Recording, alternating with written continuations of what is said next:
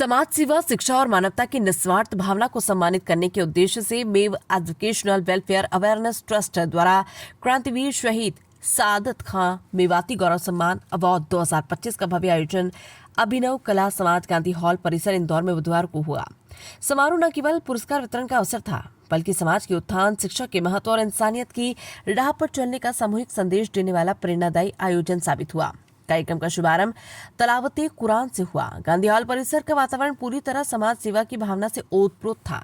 सभागार में उपस्थित प्रत्येक नागरिक के मन में ये उत्साह था कि आज वे उन व्यक्तित्वों को सम्मानित होते देखेंगे जिन्होंने बिना किसी स्वार्थ और लाभ की अपेक्षा के समाज और इंसानियत की सेवा को अपनी जिंदगी का मिशन बना लिया। आयोजन में समाज के अनेक प्रख्यात हस्तियां मुख्य अतिथि और विशिष्ट अतिथि के रूप में सेवानिवृत्त डाक मंडल सदस्य, नई दिल्ली के एएसआई एस पाल एवं अध्यक्ष state press club Pravin Khariwal की उपस्थिति ने आयोजन की गरिमा को और अधिक बढ़ा दिया।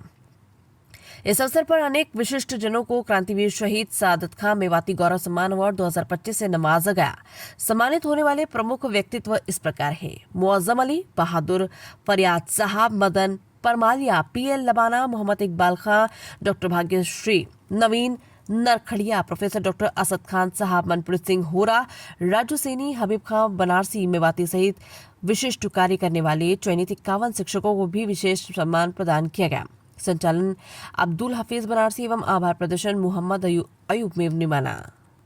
से एक अच्छे समाज सेवी और जो क्रांतिकारी परिवार के लोगों को जो सम्मान देने वाले ऐसी पर्सनालिटी हमारे बीच में है, जिन्होंने अपने तेजस्वी भाषण से हमारे इस पूरे माहौल को मतलब जोश से भर दिया।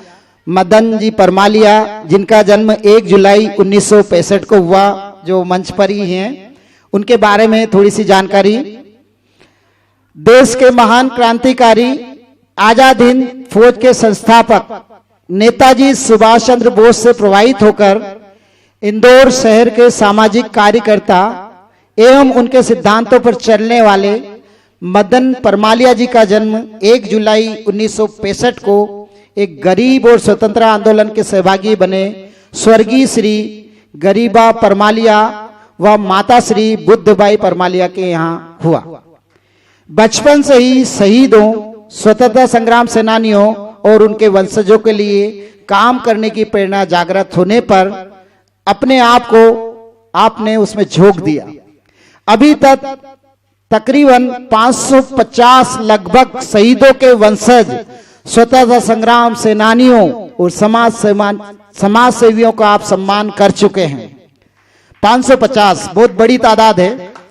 सेवा और जुनून शायद शहर के एकमात्र मदन परमालिया हैं, जो हर संभव मदद के लिए तत्पर तैयार रहते हैं, जिसमें सेनानियों शहीदों के कार्य के लिए अपने स्वयं का हिस्सा भी खर्च कर देते हैं। अन्नपूर्णा रोड प्रिकांको कॉलोनी स्थित अपने निवास लोन के माध्यम से लेकर कर रहे हैं। परमालिया नेताजी सुभाष चंद्र बोस से अच्छे खासे प्रभावित होकर नेताजी सुभाष के पद चिन्हों पर चलने का प्रयास कर रहे हैं। 1979 to 80 में घर वालों को बताए बगैर ही देश सेवा के लिए सेना में भर्ती हो गए थे और उनकी पोस्टिंग आंध्र प्रदेश के सिकंदराबाद में हुई।